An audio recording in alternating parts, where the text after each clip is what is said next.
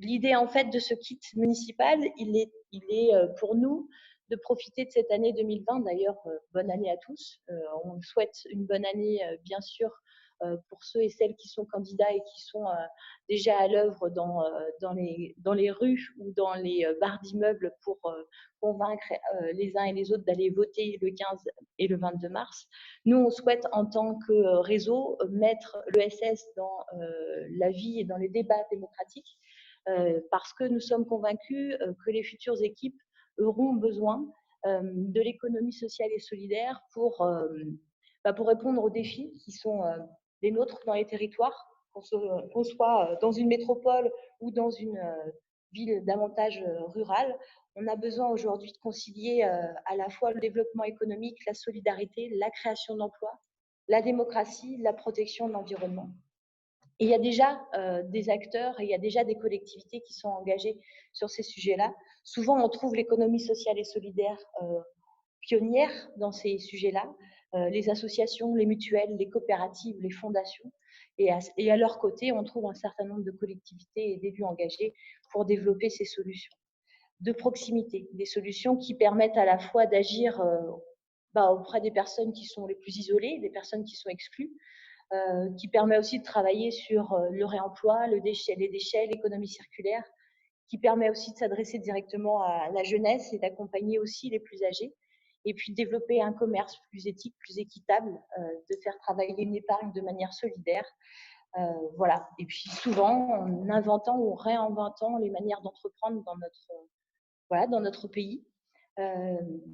Voilà un peu ce que c'est l'économie sociale et solidaire. Et en tant qu'élus, nous, il nous semble essentiel que les collectivités donnent toute sa puissance à ce type d'économie en les inscrivant dans une démarche de co-construction de nos politiques publiques. Et donc, l'idée de ce kit des municipales, c'était quelque part d'outiller les futures équipes municipales à développer cette économie des transitions, cette économie de la transition dans nos territoires. Alors, pour vous aider, vous, les futurs élus, à voilà, comment on peut faire, comment on peut s'y prendre. C'est peut-être même des questions, ce sont des questions que nous nous sommes posées. D'ailleurs, c'est la question que la plupart d'entre nous on s'est posée en 2014 lors de notre premier mandat. Comment on fait pour déployer l'ESS sur nos territoires? Je te passe la parole, Michel. D'accord. Tu témoignes sur ce sujet-là. Je te remercie, Maëlle. Bonjour à vous. Deux mots pour me présenter. Donc, je m'appelle Michel Souillac. Je suis donc maire adjoint dans une ville de banlieue parisienne qui s'appelle Fresnes, donc qui est fort connue pour sa maison d'arrêt, mais il n'y a pas que la maison d'arrêt à Fresnes, il y a beaucoup de choses. Il y a notamment maintenant l'économie sociale et solidaire. Alors moi, je ne vous cache pas que j'ai vraiment ramé en 2014, puisque j'ai été désigné dans le champ de l'enseignement, l'enfance et l'économie sociale et solidaire. D'ailleurs, ce qui a un lien, ça peut avoir un lien avec des tas de sujets, hein, l'urbanisme, les associations, etc. Donc voilà, c'est mon mandat, mon domaine en 2014. Et donc, j'arrive sur un terrain complètement vierge, donc pas d'ESS. Donc l'ESS naît avec le mandat.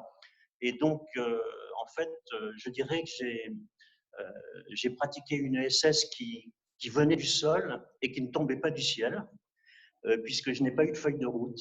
Il n'y avait pas de vision, je dirais, programmatrice de l'ESS. Donc, en fait, j'ai pratiqué comme on dit, par bricolage et par réseautage, de façon empirique, pas à pas. Bon, ce qui était tout à fait intéressant. Voilà, donc ce qui m'a permis d'ailleurs de conserver toute mon énergie, parce que l'ESS permet de se maintenir jeune, donc par la richesse des sujets que l'on est amené à traiter, puisque l'ESS est un domaine tout à fait transversal, donc qui concerne en fait l'ensemble des domaines traités par une collectivité.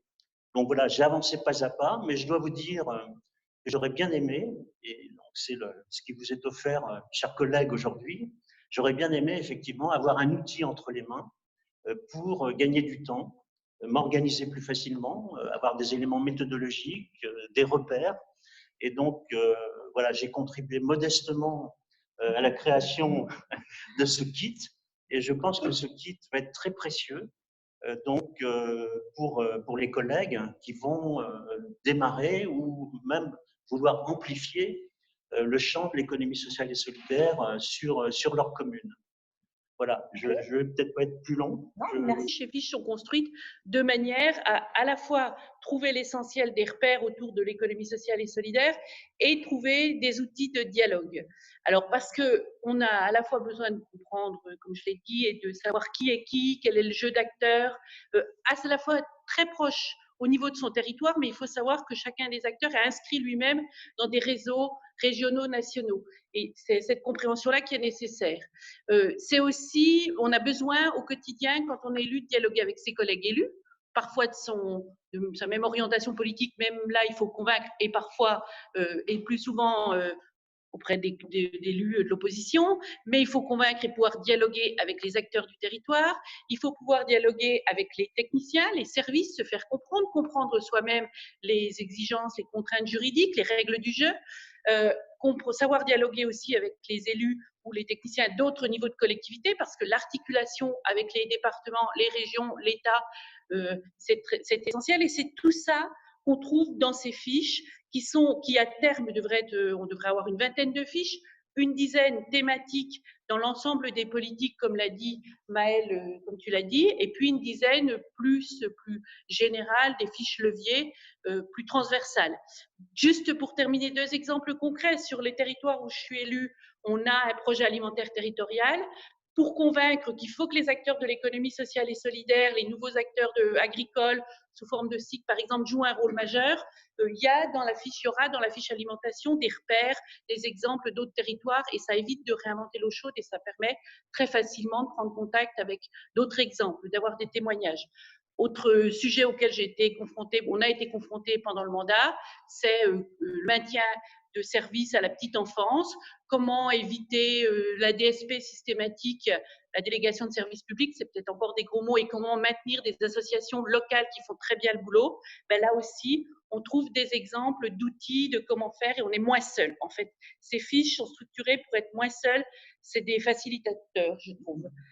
Voilà ce que je peux en dire, et il me semble que ça va être un outil très précieux, en tout cas, même quand on est élu avec déjà un mandat, je pense que ça sera encore très utile. Ok, merci Patricia. Effectivement, on a essayé de mettre dans ces fiches voilà, la force de notre réseau, le travail collectif de notre réseau, avec des témoignages divers, la biodiversité de notre réseau aussi au service de ce kit.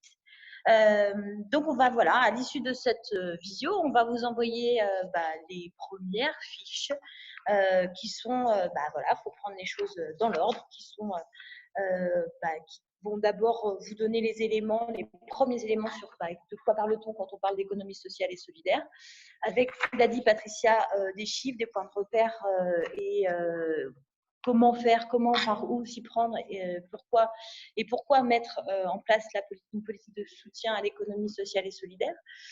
Donc là aussi, on a essayé de vous mettre de la ressource, des exemples concrets, des témoignages. Et puis la troisième fiche, c'est l'économie sociale et solidaire au cœur de la compétence du bloc communal. L'idée là aussi, c'est d'ailleurs Patricia qui l'a très bien exprimé, c'est qu'une commune, elle fait aussi partie d'intercommunalités ou de régions ou de départements. Donc, on a besoin aussi de dialoguer et de savoir qui fait quoi et où et à quel moment. On a essayé de faire tout ça de manière un peu didactique. Donc, on a des schémas, on a des chiffres, on a des témoignages. Voilà, on vous les envoie tout de suite maintenant. Appuyez sur le bouton, c'est parti. Les prochaines arriveront dans 15 jours, c'est-à-dire le 1er février. Donc, l'idée, c'est que voilà, tous les 15 jours, on vous alimente comme ça, à la fois sur des thématiques, mais aussi sur des leviers d'action de 2 ou 3 fiches en fonction des thématiques. Donc ça, on envoie ça aux abonnés. Il est toujours temps de s'abonner. Tout au long de la démarche, vous pourrez continuer à vous abonner ou faire abonner des gens qui pourraient être intéressés ou qui vous semblent intéressants d'abonner. Cette démarche, elle s'inscrit de manière complémentaire, vous l'avez compris, hein, l'ESS, c'est un travail collectif, donc cette démarche, elle s'inscrit aussi dans des démarches plus complémentaires avec d'autres réseaux. Je pense notamment peut-être que certains d'entre vous s'intéressent au pacte de la transition et d'autres réseaux d'ailleurs qui font partie de l'ESS qui vont vous alimenter sur ces questions-là.